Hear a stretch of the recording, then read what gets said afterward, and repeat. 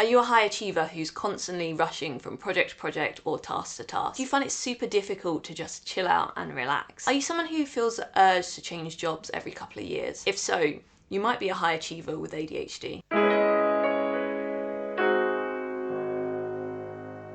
Before we dive into this topic, I want to make a disclaimer. I am not qualified to diagnose anyone. I don't have any background in ADHD diagnosis. I'm just speaking from my own personal experience because I relate to everything I said earlier, but also the fact that I work as a leadership and entrepreneurship coach for people who are neurodivergent, and this is something I see among my ADHD clients all the time. My name is Lee, and I'm the founder and the head coach of Through the Noise Coaching. If you feel like you're hearing a lot about ADHD recently, that's probably because you are. We're having a moment where misdiagnoses are being spotted and more people are getting diagnosed. Estimates for how much of the population has ADHD vary, but the National Institute of Care Excellence in the US pegs it as somewhere between 8 to 10%, which really is a huge part of the population. If 10% of the population have something, you're probably going to hear about it a fair bit. Another reason why it feels like ADHD is everywhere nowadays is because there's a large amount of adults getting diagnosed who are missed as children. One of the reasons why many of us are now getting diagnosed as adults is because our understanding of what ADHD looks like has changed. In the past, the most obvious form of ADHD was the predominantly hyperactive type. The naughty little boy being disruptive in classes who couldn't sit still and concentrate, was annoying all his classmates and breaking up the lesson. That's only one form of what ADHD looks like, and our understanding has changed since then. There's an enduring myth that boys tend to get diagnosed more because they tend to be this predominantly hyperactive type, and girls tend to be the inattentive type that are just kind of looking out the window, not concentrating, away with the fairies. That's actually not the case. The most common type of diagnosis is a combined diagnosis. It means we present as both hyperactive and inattentive symptoms. For all genders, the hyperactivity can be restlessness, it can be hyperactive thoughts. It doesn't have to be a kid playing up in the classroom or whatever that looks like equivalently as an adult. When I was diagnosed with ADHD, I actually experienced quite a lot of pushback for it. A lot of, no you haven't, you should get a second opinion, you don't have ADHD, how could you have ADHD? I'm a competent woman who did very well at school and has excelled in my career, and people couldn't see the ADHD in that. In reality, I stumbled across ways to manage my ADHD symptoms or hide them when I wasn't sure how to manage them. The ADHD is there, it's just that people couldn't see it. For high achieving ADHDers, the ADHD has been there the whole time since childhood, and we can look back and we can spot it. It's just that we managed to find ways to cope with it. For me, what did that look like? Well, I often had a notebook on my desk at school, and luckily I found school interesting. I love learning, so I would breeze through my work relatively quickly because of that hyperactivity, and then I would use my notebook to write songs, to write stories, to write poems, and in later years I had a Rubik's Cube with me which I would solve up until the point that I was told to maybe put it down and do something else. But generally I wasn't disruptive. I was able to engage with the work that I found interesting and then find something else to do with my time so that I wasn't disruptive. I was also training in Taekwondo, which I've since found out is one of the best ways you can actually help your ADHD brain. The combination of thinking about the moves, preempting what people are going to do, the complex movements of martial arts, exercise in general is hugely beneficial to our ADHD brains. So I had all these strategies that meant my ADHD wasn't affecting my grades at school. In fact, I think for many of us with that background, in some ways the ADHD was actually helpful. Being able to learn a variety of topics meant that we were getting the dopamine we needed from switching topics regularly. And it meant that we were excited about learning these different things and putting ideas together from different topics so that we could further our understanding and grasp more difficult concepts. It's when we get to adulthood that things get hard. Many of us with ADHD are doing well until we aren't. From the outside, we may seem on top of everything. We may be doing really well in our career or our studies, we may have other hobbies, we may have friends, we may seem to be just getting on with loads of stuff. Yes, we get burnt out from time to time, but overall, we're making it work. This is just a normal part of how we live our lives, up until the point where it isn't. For many people, starting university is a trigger, or a big life change like becoming a parent. There's nothing like that sleep deprivation to already exacerbate things like working memory issues or distractibility that can really become clear in that situation. For me, it was actually a bereavement that happened. I was very close to my grandmother, and when she passed, it kicked off a series of events that led to my own ADHD diagnosis.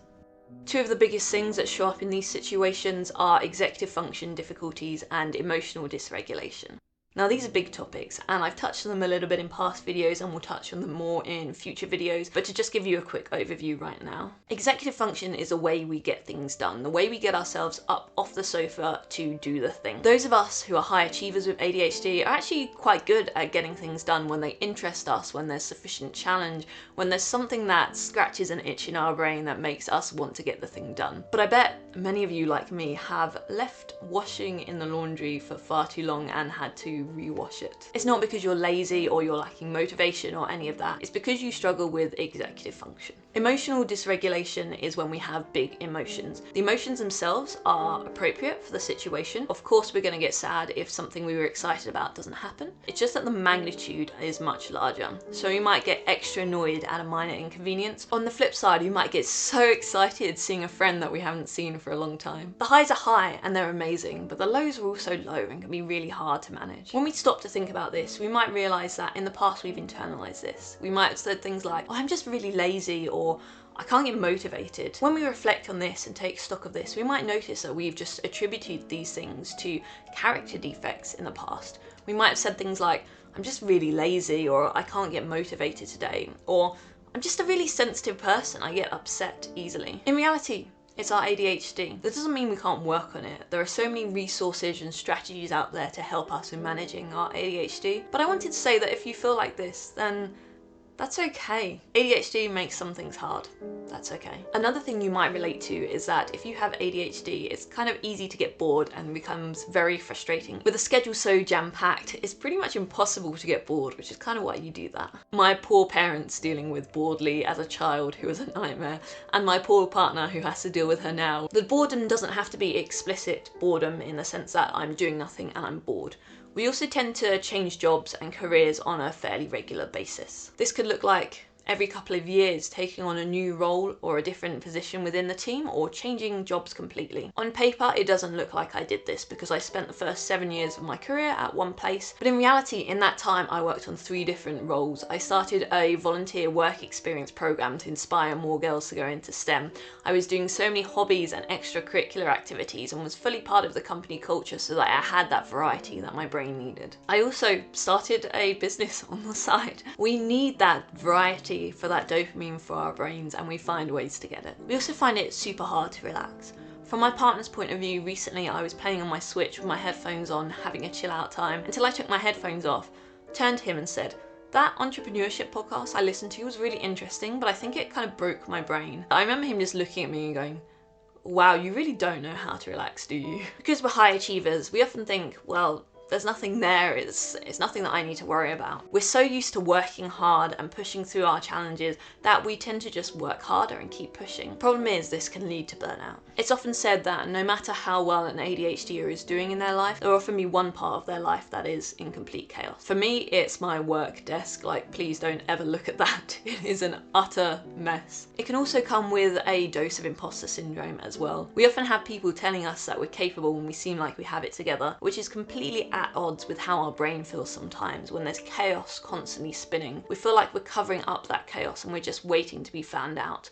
Or we compare ourselves to when we were at school and things did come easily and we were doing really well, and we feel like we can't live up to that anymore. We might have been told in the past that we're brilliant, but we don't feel so brilliant right now. All of this can make it really hard to get diagnosed. The typical symptoms might be something that we've learned to manage or are covering up in some ways. When I had my own diagnosis, the actual assessor had to go away and talk to their colleague a little bit before making a decision. They realised coping strategies that I hadn't realised that I was doing, some of which I've spoken in this video, and that I was using that as a way to manage my ADHD because it looked like I wasn't struggling, when the struggle was really internal. They actually use the term twice exceptional, or 2E, on my diagnostic report, a term for people who are high achievers but also have another challenge like ADHD. I feel a bit weird calling myself this term. It feels a bit braggy and a little bit arrogant, but I wanted to mention it in case you do resonate with this video and it's something that you want to look up and read a little bit more about. So how do you move forwards if this video resonated with you? Well, the first thing I want to say is that you do not have to get a diagnosis or use the label ADHD if you don't want to. It is entirely personal and you do what feels right for you at any point in time. Some people just don't see the point of the diagnosis because I'm me regardless, and that's okay. For me, it was really validating and really freeing to get some more self-awareness and some understanding of some of the things that are difficult for me and some of the ways in which I'm really good as well. Regardless, I definitely recommend just investing a bit of time into learning more about ADHD and seeing if you can find strategies for how to get yourself working better with your brain. It's only a benefit. I also coach people like this all the time. A lot of people come to me with imposter syndrome that are brilliant, but they're struggling with their identity, they're struggling with their usually recent ADHD diagnosis, and we look at ways that we can help them move forward from this position. If this is something that would be interesting to you, you can go to ttncoaching.com and send me a message on there. Otherwise, that's it for today. Please leave me a comment if this resonated with you and let me know what your experience is like. Leave a like if you enjoyed it, hit the subscribe button because I have lots of interesting videos on similar topics coming up soon. Thank you for your time today, and I look forward to seeing you in the next one.